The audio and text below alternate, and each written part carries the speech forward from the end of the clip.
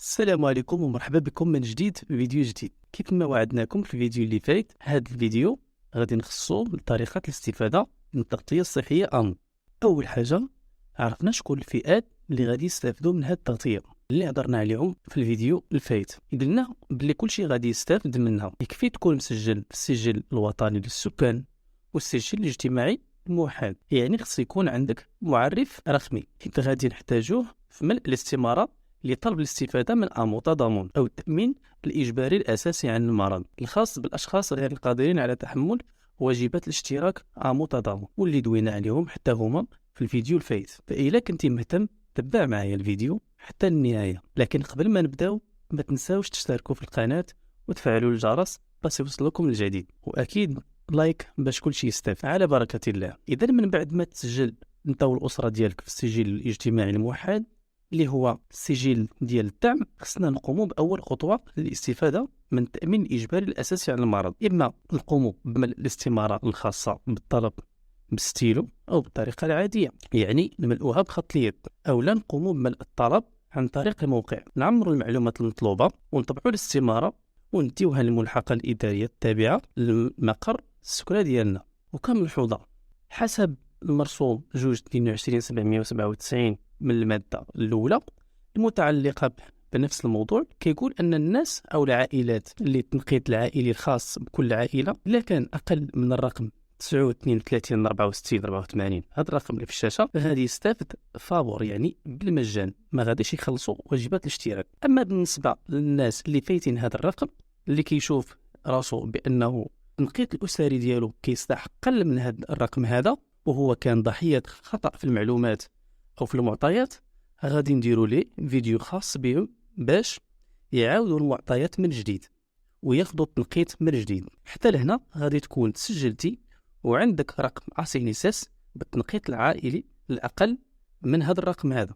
دابا غادي نعرفوا كيفاش غادي نستافدوا ونتعوضوا في حالة المرض، الله يجيب السلامة. أولا باش نستافدوا من التغطية الصحية كاينين جوج ديال الطرق. الطريقة الأولى هي الطريقة العادية، غادي نتعالج ونخلص مصاريف العلاج ولاسينيسيس تعوض. الطريقة الثانية غادي ندفع طلب لاسينيسيس باش دير لي التكلف المسبق، يعني غادي نتعالج ولاسينيسيس تكلف بالمصاريف حتى الاخر وغادي نخلص هذاك الفارق الصغير. كل وحده من هذه الطرق عندها شروط. نبداو بالطريقة الأولى. الطريقة الأولى الشرط ديالها إلا كان عندك غير حاجة بسيطة وما غاديش تنعس في السبيطار، مثلا غادي تدوز ولا دير تحاليل مثلا، وفي هذه الحالة غادي تدي معاك هاد الورقة اللي كتكون عند المكتبات ولا الطبعة من هاد الموقع، كديها معاك وكتمشي عند الطبيب الخاص في الكلينيك ديالو حتى كتسالي وكتدوز وكل شيء، وكتاخذ هاد الورقة هادي وكتعطيها للسيدة ديال الترحيب أو لاكيس الخاص بالطبيب، واللي كيعمروا الجهة الخاصة بالطبيب، وكتخلصها وكتشد الورقة الخاصة بالخلاص وكتمشي بحالك.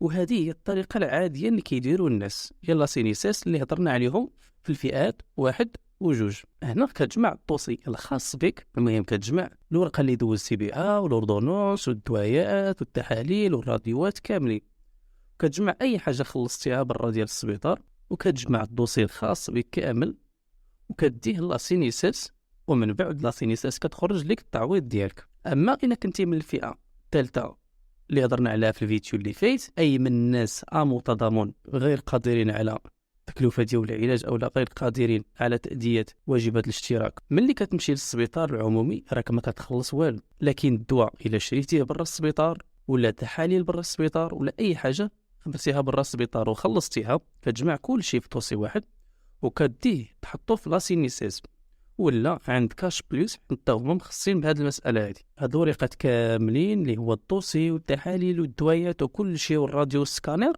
هاد المسألة هذه كيديروها جميع الفئات، يعني أي فئة الفئات كلهم كيديروا هاد نفس الإجراءات وكيجمعوا الدوسي وكيديوه لاسينيساس وكيتسناو التعويض. غير هاد الفئة هذه اللي هضرنا عليها بالضبط اللي هي غير قادرة على تأدية واجبات الاشتراك، راه ما كتخلص حتى شي حاجة داخل السبيطار. أما برا التحاليل اللي هضرنا عليهم والدوايات والسكانير والمسائل اللي كتخلصها كتدفعها لاسينيساس وكتسنى التعويض. من بعد ما كتفتح الحساب ديالك معاهم في كاش بليس وكتعطيهم الرقم ديال لاسينيسيس ديالك، وكيولي عندك حساب خاص ديالك عندهم. من بعد كتسنى التعويض اللي غادي يعوضوك، يعني كتسنى التعويض اللي غادي يصيفطوا لك لاسينيسيس الحساب ديالك. هذه الحالة الأولى. أما الحالة الثانية قلنا كطلب من لاسينيسيس دير التكلف المسبق، أي في هذه الحالة كتوقع إلا كنتي ناعس في السبيطار وكتطلب من السبيطار يدير لك طلب لاسينيسيس باش لاسينيسيس تكلف بمصاريف العلاج. هنا السبيطار كيدير هذه العملية أو الإجراءات العلاجية على حسب المرض أو الحالة المرضية اللي عند المريض وحسب القانون الخاص به. كتعطيه غير النمرة ديال لاسينيسيس ولا لاكارت ناسيونال وهو كيتكلف بالباقي، يعني كيصيفط السبيطار الدوسي خاص بالمريض لاسينيسيس وكيتسنى الإجابة ديالهم.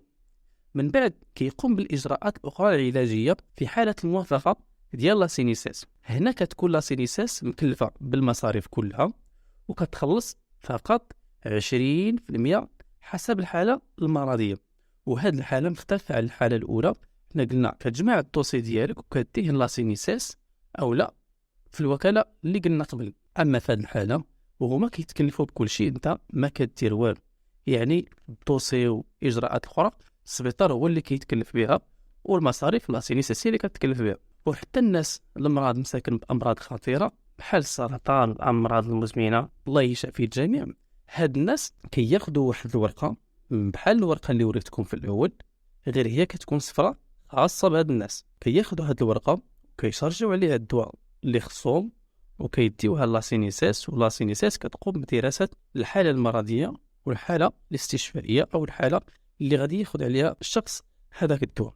من بعد كيخرجوا لهذاك الشخص واحد الروسي أو لا واحد الورقة خاصة بهذاك الدواء، كيديها لأي فرماسيان كيف ما كان نوعه، بشرط أنه يكون عنده ذاك الدواء، وكيعطيه هذيك الورقة وكيعطيه هو الدواء فقط. كيخلص واحد الثمن قليل مقارنة مع الثمن ديالو الأصلي. والله يشافي الجميع يا ربي. هنا غادي نكونوا سالينا وجاوبنا على جميع الأسئلة، واللي عنده شي تساؤل يخليه في كومنتير وغادي نجاوبه بداك الشيء اللي قدرنا يعني الله.